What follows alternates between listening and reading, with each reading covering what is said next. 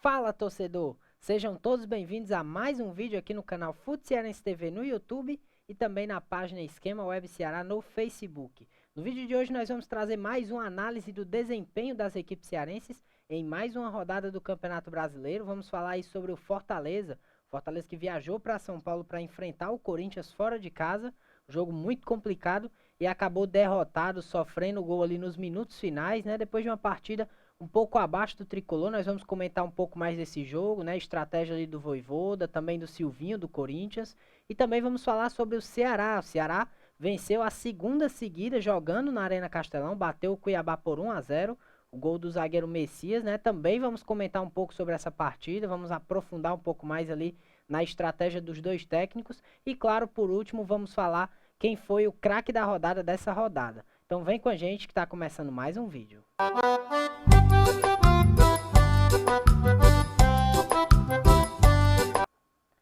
Bom, e como eu falei, né, já na abertura do vídeo de hoje, né, tivemos aí os dois cearenses da Série A atuando nesse final de semana, né, e nós vamos começar falando sobre o Fortaleza, que jogou no sábado, jogou um pouco antes, né, o jogo foi às 5 da tarde, às 17 horas, e o Fortaleza encarou o Corinthians lá na Neoquímica Arena, em São Paulo, um jogo muito complicado, né, o Corinthians é uma das equipes que mais evoluiu nesse campeonato, estava lá na parte de baixo.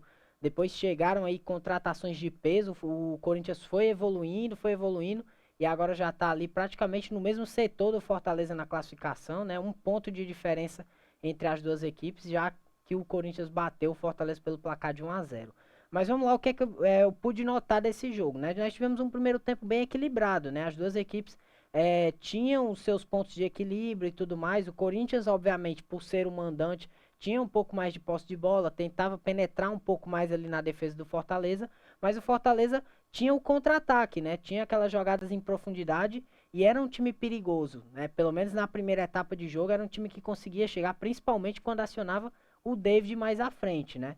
E aí o Leão conseguiu equilibrar as ações e manter o jogo num bom nível na primeira etapa, né? Apesar de ainda ter sido bem abaixo, né, do que o público esperava que seria esse jogo, já que é um jogo ali que valia uma vaga, pelo menos uma aproximação para o Corinthians do G4, para o Fortaleza valia ali a permanência ali no G4, né, ou a entrada do time no G4, considerando que o Bragantino tem um jogo a menos, né, e o Bragantino perdeu nessa rodada, um dia depois, no domingo, para o Atlético Paranaense em casa.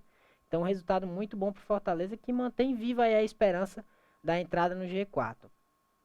Mas então o Fortaleza manteve essa postura e até jogou num esquema diferente, né? A gente está acostumado a ver ali o Fortaleza com 3 zagueiros, com a saída de bola muito rápida, jogadores mais técnicos pelo lado do campo, como é o caso do Crispim e do Pikachu, né? Lembrando que ambos estão lesionados, estão desfalcando o Fortaleza nessas últimas rodadas, né? Inclusive desfalcaram contra o América, não estiveram em campo. O Fortaleza sentiu demais esses desfalques e o Fortaleza voltou a sentir a falta desses jogadores, né? Nesse jogo contra o Corinthians, né? Um jogo que já seria muito difícil e ainda quando você não tem jogadores da qualidade do Crispim, da qualidade do Pikachu, da qualidade do Tite e do Ederson, aí obviamente deixa ainda mais complicado para o time do Leão do PC, né? Mas o Fortaleza conseguiu equilibrar as ações nesse primeiro tempo. No segundo tempo foi que as coisas mudaram um pouco de ritmo, né? Como eu disse, nessa estratégia diferente do Vojvoda, né? Praticamente jogou ali num 4-4-2, o que a gente não viu muito, né? Mudou um pouco do esquema e da estratégia. E aí no segundo tempo o Fortaleza caiu demais de produção, né? O time praticamente passou 45 minutos sem levar tanto perigo ao meta do Cássio, né? O Corinthians tinha o controle total da partida, né? Inclusive foi algo que eu estranhei bastante, porque eu não vi uma partida, uma atuação do Fortaleza, não tinha visto pelo menos até esse jogo dessa forma, né? O Fortaleza todo retraído, esperando o adversário, né?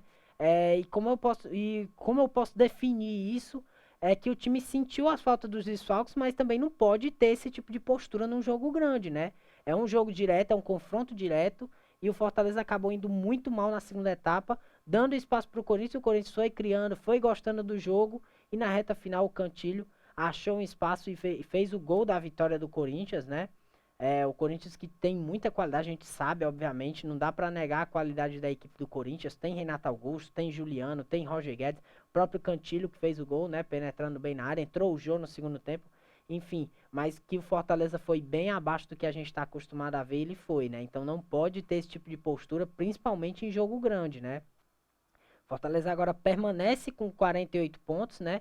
Ainda na parte de cima da tabela, ainda na quinta colocação, porém agora ele ganhou uma sombra, que é exatamente do Corinthians. O Corinthians tem 47, um ponto de diferença para o Fortaleza, e aí nas próximas rodadas essas duas equipes vão ali brigar por vaga no G4, né? Na verdade, no G5 ali, praticamente. O Internacional que também ganhou, já diminuiu um pouco a diferença para o Fortaleza, então o Fortaleza tem que abrir o olho, tem que pontuar fora e buscar os resultados positivos dentro de casa, os 3 pontos, que é fundamental para que o time consiga essa classificação histórica para a Libertadores, né? O Fortaleza está vacilando um pouco, alguns jogos agora, mas precisa retomar a confiança, voltar a jogar o que vinha jogando, para quem sabe aí voltar, retomar, trilhar os caminhos da vitória novamente e garantir essa vaga na Libertadores.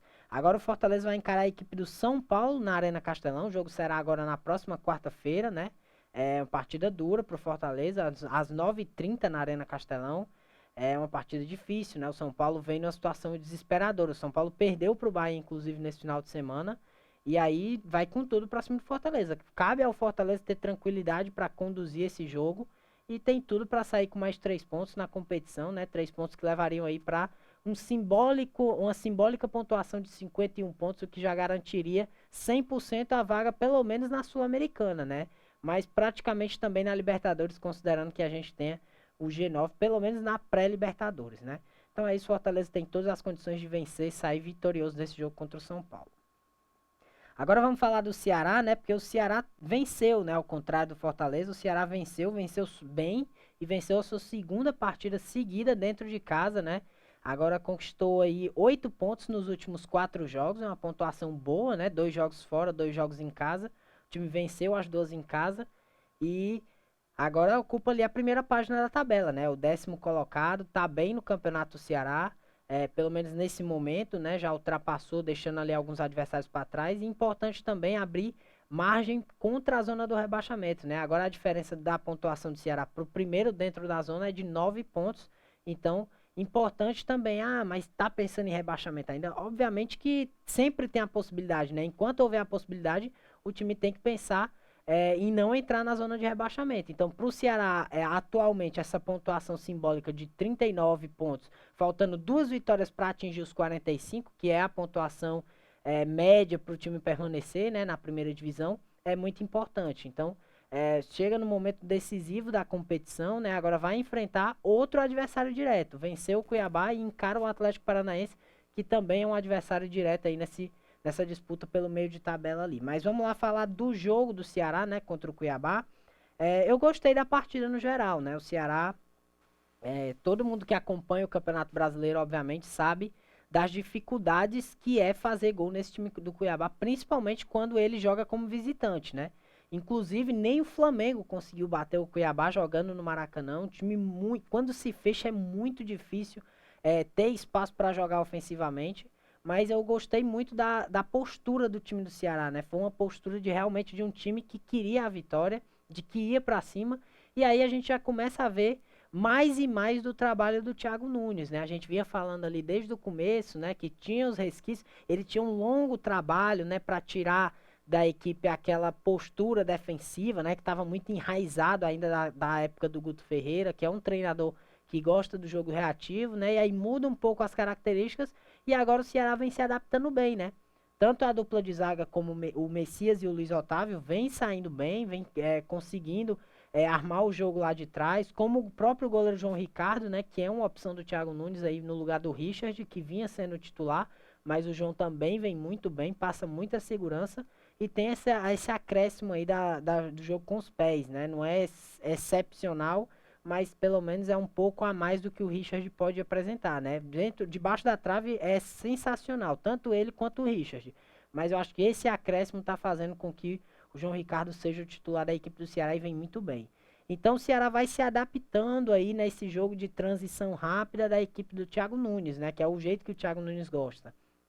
Né? O meio-campo também, ele opta agora pelo Sobral e o Fabinho, né? Resolveu deixar o Marlon mais para entrar no segundo tempo dos jogos, né? Para dar aquela qualidade na saída ou até mesmo para compor o meio-campo.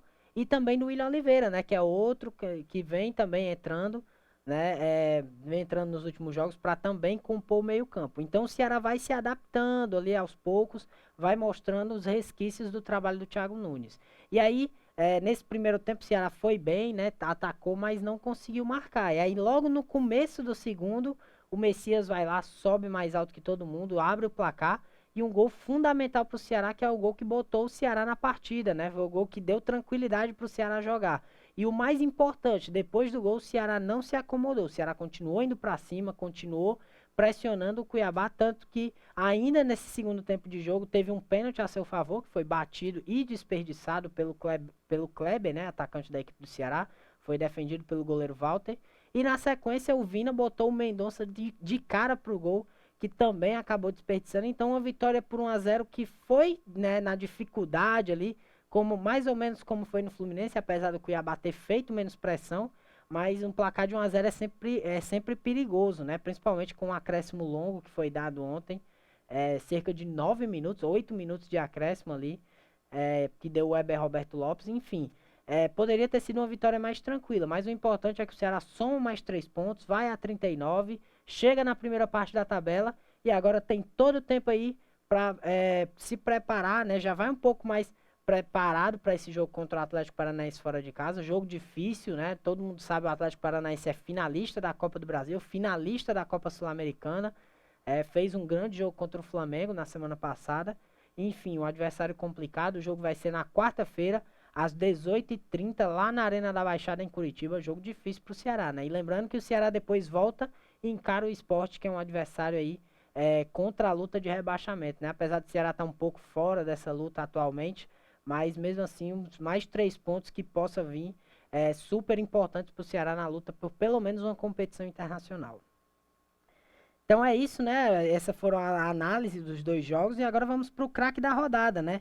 Porque por mais uma vez, né? Ele foi na última semana, pela primeira vez desde a criação do canal, né? Foi o Meia Vina, né? Ele foi no último final de semana, fez um grande jogo contra o Fluminense, marcou de pênalti, fez um jogo de armação perfeito, repetiu a atuação nesse jogo contra o Cuiabá e por isso foi eleito novamente o craque da rodada, né? Uma grande partida do Vina, inclusive deu assistência para o gol do Mendonça, né? Uma excelente cobrança de escanteio.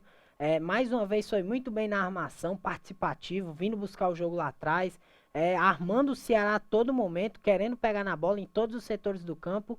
Então esse é o Vina que a gente espera ver, né? O Vina que quer jogo, que busca o jogo e que principalmente serve os seus companheiros e obviamente se der, quando der, né? O que foi o grande marca dele do ano passado, poder fazer um gol e ajudar a equipe. Então o Vina é eleito o craque da rodada dessa vez, né?